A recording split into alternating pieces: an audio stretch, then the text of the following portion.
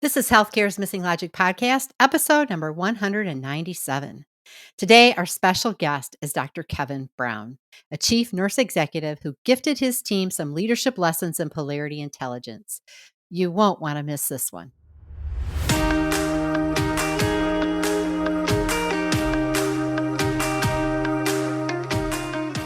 Welcome back to Healthcare's Missing Logic podcast. This is the only podcast that shows you how to leverage Polarity Intelligence, an essential competency for healthcare leaders and the missing logic in healthcare, so you can create healthy, healing organizations and become a thriving, resilient, and unstoppable healthcare leader. We are your hosts, Tracy Christofferson and Michelle Trosett. We've been best friends and colleagues for over 30 years. And during that time, we coached healthcare leaders across North America around how to create healthy, healing organizations. Today, we coach healthcare leaders and leadership teams to live thriving, resilient, and balanced lives, combat burnout, and create the best places to give and receive care. This podcast is for the unsung hero of healthcare, the healthcare leader. We want you to know we see you and we'll be here for you each week.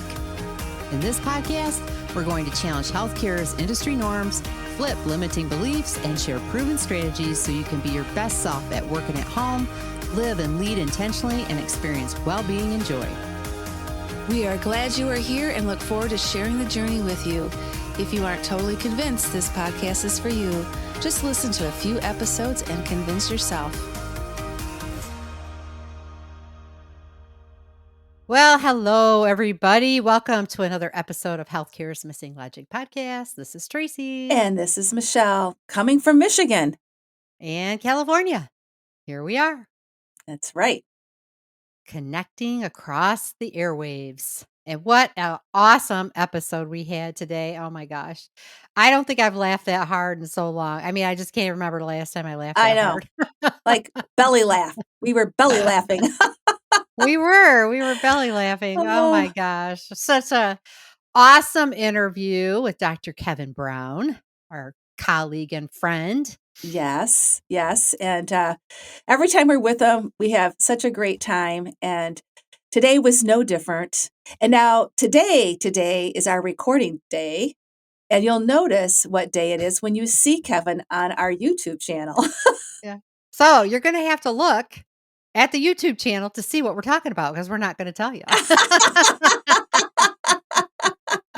As we batch our episodes, so we do 12 at a time. You know, this is a little bit earlier than it's running, so that it'll be published. Yes. So, but anyway, we had a great conversation with him, and he was sharing some of the work that we've been doing with him and how he is moving his leaders forward and really helping them with their well-being and resilience and really creating a thriving organization.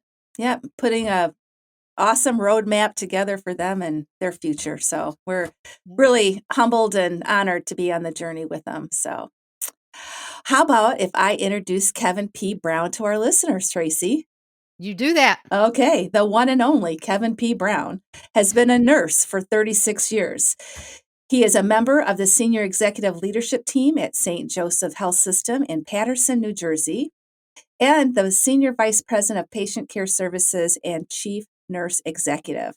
Kevin is responsible for nursing services, respiratory care services, system quality infection control, and emergency management across the enterprise. Before this position, Kevin was the VP Deputy Chief Nursing Officer at Memorial Sloan Kettering Cancer Center. Kevin achieved his BS with a major in nursing from the State University of New York Downstate Medical Center School of Nursing in 1987, an MS in nursing from Columbia University School of Nursing in 1992, and a Doctor of Nursing practice from St. Peter's University in December of 2018.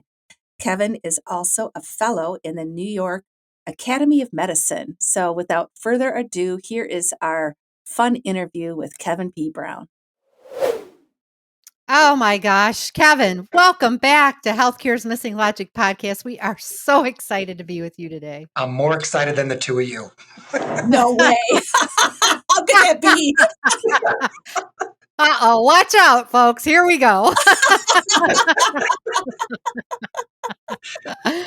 Oh my gosh. Well, the last time we were with you was almost 2 years ago. It was on May 12th, 2021. before video, right? Mhm. Before our YouTube channel. Not before video overall. I mean, let me clarify. We're not that old, right? That's for keeping up pace. Yeah, at that time, we talked about your experience Mhm. living through COVID, and it was such a remarkable story. It's episode 96. If any of our listeners didn't listen to that and want to tune into So it, good. yeah, it was a great episode. And since then, wow, you've had a little bit of a career change. And so, why don't you tell our listeners a little bit about what's new with you and what that change looks like? Sure. So I left Sloan Kettering in November of 21 and became the system chief nurse executive at St. Joseph's Health, which is a multi-system hospital system in Paterson and Wayne, New Jersey. And I oversee patient care services and the nursing enterprise. Wow. Wow, what a We're great so move. happy for you. We are. Me too. Me too. And look how happy you look. A Oh, very good move professionally and personally because I think I found the place where my values professionally and personally resonate with the organization that I'm working with and helping lead forward this nursing enterprise. For the first time in 37 years, I can honestly say my values are completely aligned with the organization that I'm with. oh, Oh my gosh, that's so critical. it It is. is. It is. Yeah, I'm not sure if it's the fact that they're a faith-based organization or it's their commitment to the poor, the vulnerable, and the marginalized. I think it's a single core mission. I've worked in places with single core mission, but this is different. This is people who do not have means and are relying on us fully for their yeah, health care. They're broken in yeah, spirit, broken in body. And I think the mission of the organization is really all about restoring that person, that human person, to wholeness. yeah. Oh, How wonderful. wow. That's really awesome. Yeah, Really That's great. awesome. it is. It Yeah, is great. yeah. Well, you shared with us, Kevin, that one of your core focus areas, your first year as chief nurse executive there, was your leaders' well-being. And can you share why you prioritize well-being for your leaders your first year? I think that well-being is something that's talked about. We can read it in the literature, we hear it on podcasts, we hear it on the TV, the radio, all different media. But whether or not you really take action and focus on it as a strategic initiative is something else. And I believe coming off the pandemic, nurses are traumatized from what they experienced. They were traumatized before we went into the pandemic, and the pandemic really tipped them over. And I think that if we don't focus on well being, the discipline of nursing is at risk. Mm, Yeah, wow. that's so important to recognize that. I just love what you said, not only to give it lip service, but actually commit to it. You committed to it and took some action, which is really that's what it's all about. So kudos to you. That's awesome. Thank you. It's a Yeah. good body of work. We don't have to reinvent the wheel. Yeah. The strategies are known. It's really about supporting them and applying them and giving your nursing team access. And actually, it goes beyond nurses, all team members access to those strategic initiatives to help make themselves better, better work life balance. And we talked about that on our previous conversation about Yeah. that balance. And that's what I think I learned most during this my short tenure here at St. Joseph's is that work-life balance is so critical to one's success. Wow. Yep, couldn't agree more, right? Those two things are, they're interdependent. We can't have a quality of life if we don't have optimal work life and an optimal, professional life and, Yeah. and personal life, right? They both go hand in hand. So it's so true. Well, one of our core values at Missing Logic is begin with gratitude. And so we really appreciated you reaching out to us to facilitate a leadership retreat for your team. And it was focused on advancing leadership well being and organizational resilience.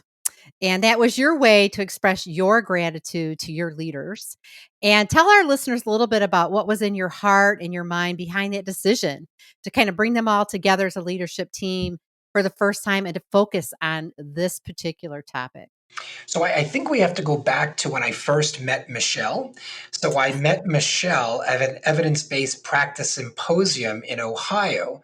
And I think once we met and we started to talk about our career trajectories and our purposes, I knew then that wherever I was in my career, at some point, I would be inviting her into this space that I was in, because I really felt that the energy was so palpable to me, and the whole body of work that you're engaged in with regard to polarity intelligence just resonated for me.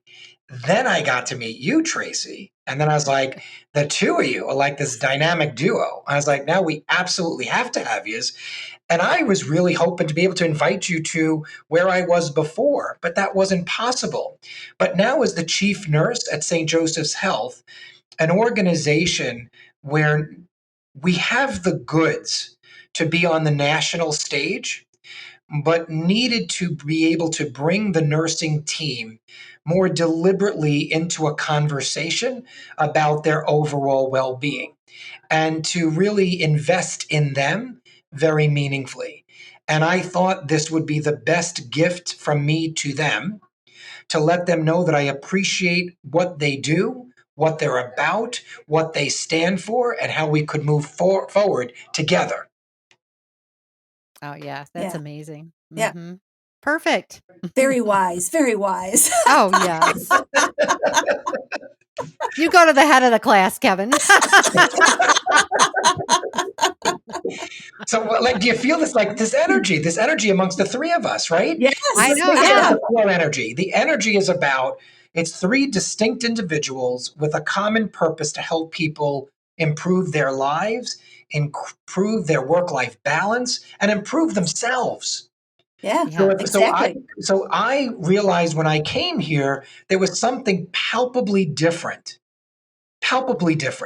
in the way this organization approached work-life balance. So I knew I was in a place that I would be able to move that vision and that strategic initiative forward, which is why I think it was successful. It was the first step forward, of more collaboration to come. Sure. Sure. Absolutely. Well, we Yeah, want and to. we felt that. We felt that too, though, Oh, right? yes. When we were with your team, you could really tell, right? Yeah. You could just, again, palpable. You could feel it. So that was awesome. Yeah, it really was.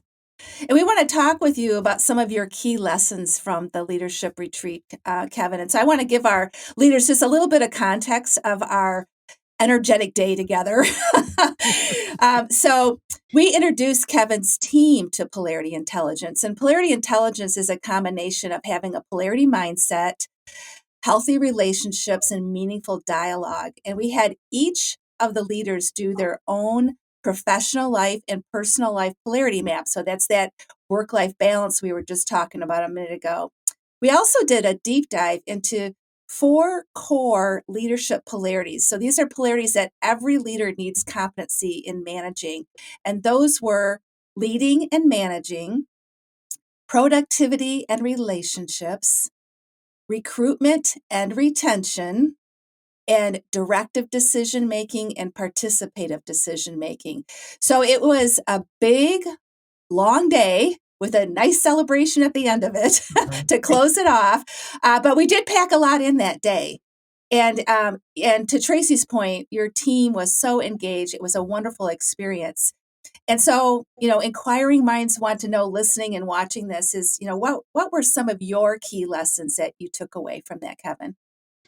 So I think the fact that this group of execs were in a room who are already leading hundreds of people, Yes. for them to realize the impact they can have on those hundreds of people that they lead. And I lead from a perspective of relationships and presence.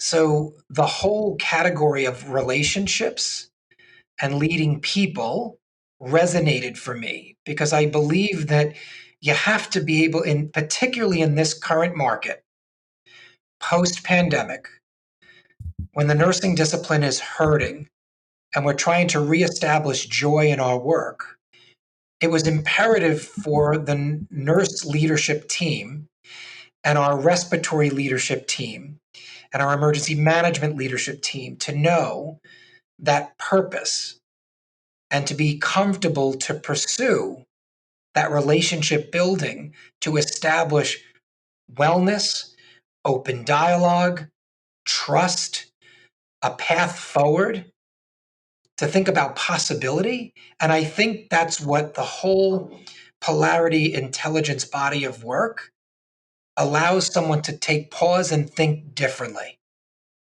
Mm-hmm. Yeah, Yeah. definitely. Yeah. Yeah. It was, you know, it is, it just opens up your eyes to a whole new way of thinking, and how you can experience those tensions that you deal with every day as a leader. So that was really great. Well, Uh, Michelle, think about even silence. yes. Silence is something that really makes me uncomfortable. And as you two were presenting, I was like, what's with the silence? Like, is somebody going to talk? But to allow ourselves space to think, to process, to understand what's happening around us.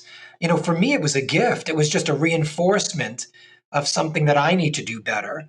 And hopefully, my leadership team will do the same. So, as you're leading a workforce of people, you have to list today's market. You have to listen to bedside Yeah, clinicians. absolutely. It is a Yeah. skill set that a lot of us don't do well, and we have the opportunity to do better. Yeah. Well, and I think the openness of your leadership team to these new ways of thinking, to evaluating their skills in healthy relationship, their skills in meaningful dialogue, how they how who and how they are together in leveraging those skills. I just so appreciated their willingness to be open to this new learning, to this new way of thinking about things, right? That made all the difference. As if you're not open, right, and you're resisting new ways, then you're not going to get anywhere different. Correct. Right? So I true. mean, you're just going to keep getting what you've got, right? Yes. True. So it was a pleasure to be with a room full of leaders that have that openness, that willingness to explore their own Yeah. skills and be open to learning new. Agree. Totally agree. Yeah. And what has the response been from your leadership team, post the retreat? And, how are they continuing to apply what they learned? So we've incorporated into my executive team meetings. So we bring the principles forward. And at Okay. our executive team meetings, we actually review the principles and we're focusing on one at a time. So it's a very deliberate strategy to keep the conversation alive. So when you think about all the content that was presented, it was a lot of content over the course of that day. Yeah. So if we could kind of whittle it down to more meaningful sound bites and give attention to each one of those, I think we could achieve something. I think it becomes more of a deliberate strategy to achieve something good. Yeah. Yeah. Yes. Yeah. And it's just continuous. I like the way you're doing it too, because it's just it's a continuum. It's a deepening and a continuum. So that's a great Yeah. approach. Yeah. Without a doubt. Well, and you're keeping it in front of you. Like so many times, leaders will put on a retreat, right? And it becomes just an executive exercise, basically, right? Here's all this incredible information shared, right? Learning happens, and then that's it. And you walk away and nothing happens with it. So I just so appreciate your leadership in saying, no, we've got to continue the conversation. Let's see how we can integrate this into what we're doing and keeping it in front of your leaders every time you meet, because that's how they'll develop the skill. That's how it'll get deeper, to Michelle's point. So true. And I think they're open to the smaller sound bites and starting to dissect it a little bit. So it becomes Good. more, they can apply it in their Yes. daily work life. Yes. Yep. And Yeah. that's what it's all about, right? It The is. Absolutely. application. Mhm. Hmm. Well, tell us, Kevin, what are you most hopeful about now as you lead into year 2 and beyond as the chief nurse executive there at St. Joseph? I think what I'm hopeful about is the future of the discipline, because I think the discipline right now is, quite frankly, surrendering itself. And I think the discipline is at risk. And my hope is that I'll be able to add my voice to a more national conversation about the discipline, the joy in the work, and why we've become nurses, and how we can impact humans in a more meaningful way. I think we're so focused on, and I mean no disrespect to any nurse, the numbers, the staffing numbers, that it's becoming a count exercise as opposed to what meaningfully can work. Where are we able to look for the value add of a nurse?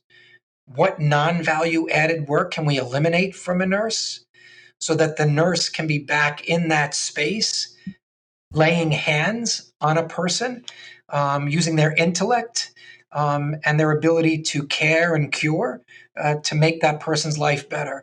I think that is my greatest challenge this year, is to ensure that the conversations remains focused on the value of the nurse and what we as nurses could do to not get caught up in what I'm starting to see as a national narrative that, quite frankly, is putting the discipline in jeopardy. I believe nurses are putting some nurses are putting the discipline in jeopardy. Yeah.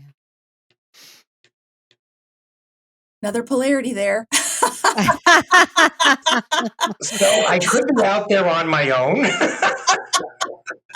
But I think there has to be a counter opinion. Is the discipline all good? No. Is everything that we do and how we operationalize nursing? No, it's not. It's not all done the same, and it can't be done the same. But I don't think we could focus on the negative. The negative is not going to move the discipline forward.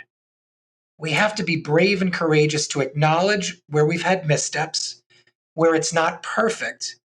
And we have to give nurses an empowered voice to be able to help the roadmap forward more meaningfully. Mm-hmm. Yeah. We have to get nurses back in those rooms and leading the charge to help that patient get from being admitted to the organization to being discharged.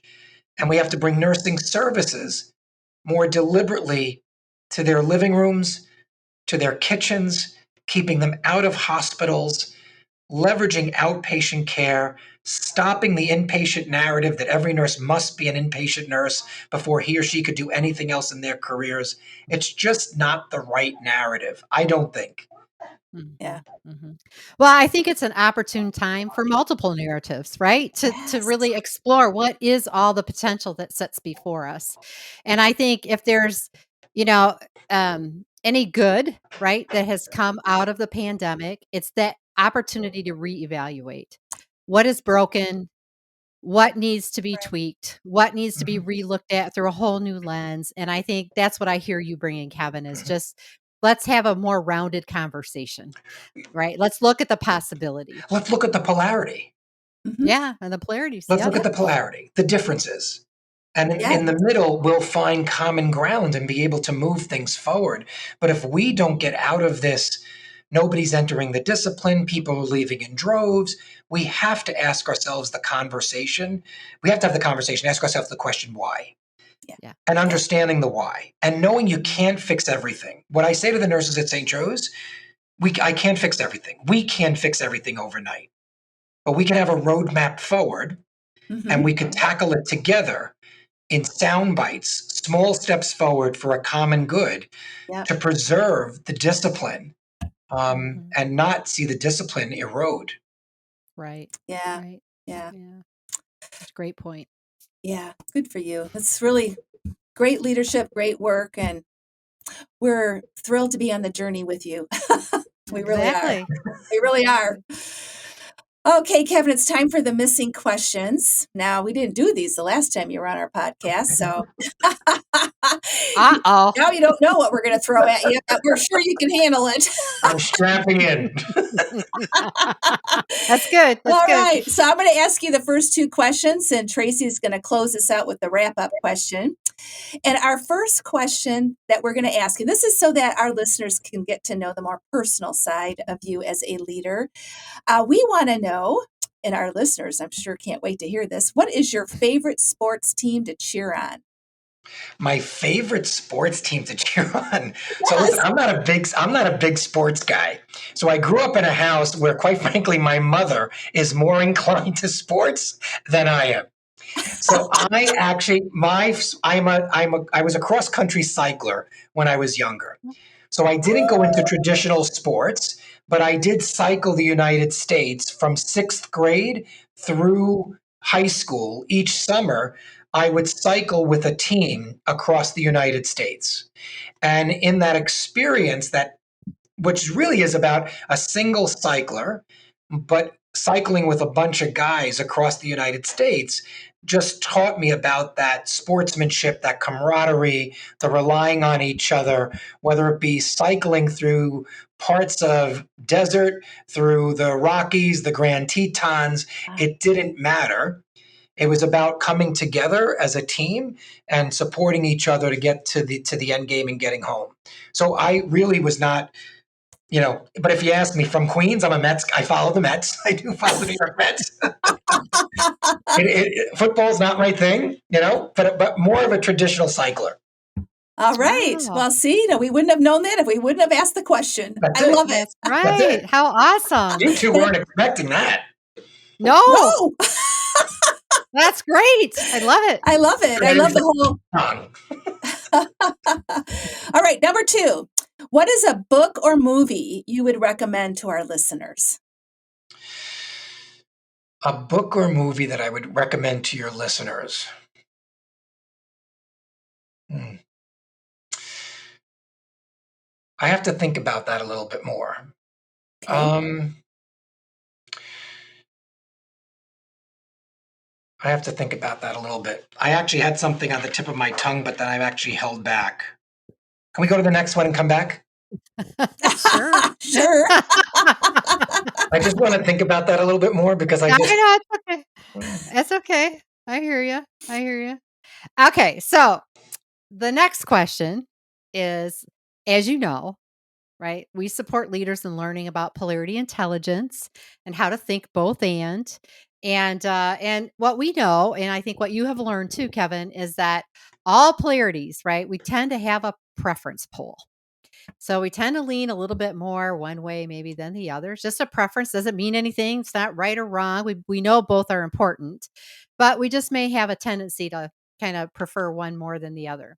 So we wanted to ask you, when it comes to this particular polarity, which is your preference pole? Leading and managing. My preference poll would be about relationships. That's not what I asked you. What did you ask me? Did I not hear it correctly? Which do you prefer? You're Leading saying or managing? leading. Okay, there we go. I know you prefer relationships. That's right. Oh my God, we're going to have to say cut tape 2. No, it's perfect. No. It's fine. You see why Kevin and I do it? I have to listen better. Oh, there you go. Because you know what I'm thinking? I'm thinking about my book. I know. Totally threw me off there for a minute. I was like, what the? It's perfect. I love it. This is how it is. It would be The Tender Bar, would be my book. Oh, okay. Okay. The Tender Bar. All right. Never heard of it. You got to read it, and then we can talk about it the next podcast. Okay. We'll do that. All right. That sounds good. All right. Sounds good. Yeah. Oh my gosh. So much fun. Oh. And this is how it always is, right? Yes. That's it. Wow. Well, we just so appreciate you being here with us again. And yes. It's always a pleasure to be with you. We so appreciate your leadership and what you're trying to do and inviting us into your organization to support. And I appreciate the conversation. I thought you was going to ask me now about the book. I'm saying, you're going to ask me about the book. Okay. You want to talk about it? I do, because The Tender Bar, and this is the book I was actually thinking about, is about possibility in the midst of adversity. And it's growing up okay. in a small town with a lot of roadblocks, and how a young boy, through his uncle's support, found his way in life despite all types of obstacles, Oh, poverty, challenges in the community, absent father, so many variables, and how his success came from someone who was just the wind beneath him to kind yeah. of help him take flight. So I believe that, through leading and through Yeah. leadership, you can help people see possibility. Yeah. Yes. That's a movie and a book. It is, but you have to like. Well, I'm just saying, I didn't read the book, but I saw the movie. I saw them. I read it and I watched it. Yeah, it was It's a really pretty good movie. powerful. It's pretty It's a very good powerful. movie. Mm-hmm. All Yeah, right. it Now, is. all It's of a our great leader message. listeners can go out and read the book or watch the movie. Watch a movie. That's right. Yeah, you hit both of them in Yes. one swoop. Yeah, it is. It's a great message. It is a That's great great. message. All right. Awesome. Okay, are we done? Is there anything else? Any more questions for you guys? So you got to tell your viewers and your listeners, you see what comes with this whole package? Like Yes, this that's is right. the joy in the work. It's the joy in the work. It's the ability to have fun while Yes. engaging in serious dialogue, right? And Yes. learning and Yes. helping to move. It's about having fun in the work that you're doing. It's bringing joy back to the work. Yeah. Yeah. Love what you do and do what you love. That's That's our it. mantra. Exactly. That's right. Exactly. So glad I met you Exactly. two. It doesn't have to be hard, right? No, I mean, can't it wait to doesn't invite you have. back to Jersey. Oh yes. Well, we're on our way. We're at the airport now. Come get us. That's right. Because you're an excellent chauffeur, Kevin. Yes, You're you an are. excellent chauffeur. We know that. We won't share those stories. No. Oh gosh. Oh man. Great culmination to a fantastic day. Yes. Yes. Exactly. Well, thank you so much Exactly. for being with us again. It was just awesome. And we look forward to our next trip to Jersey and wherever our paths cross. Yeah, that'll be great. Yeah. Our paths All will right. continue to cross. Yes. Oh, of course. Of course. Yes. Expect nothing less. And to our listeners out there, we hope you enjoyed this podcast episode as much as we did. And we will see you on the next episode. In the meantime, stay safe and healthy and be joyful.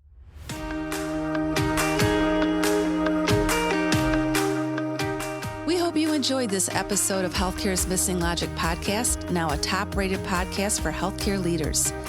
Please share this podcast with other healthcare leaders and anyone else you think would benefit. We are certain that if you found value in it, they will too. If you haven't already done so, please hit that subscribe button so you don't miss any episodes. And also, it would mean the world to us if you took a quick moment to leave a rating and review on Apple Podcasts, Stitcher, or your favorite podcast player. It helps to get the word out about our podcast and incredible guests. Be sure to subscribe to our YouTube channel if you want to watch our podcasts. You can also follow us on our Missing Logic social media channels, LinkedIn, Instagram, Facebook, and Twitter. Until next time.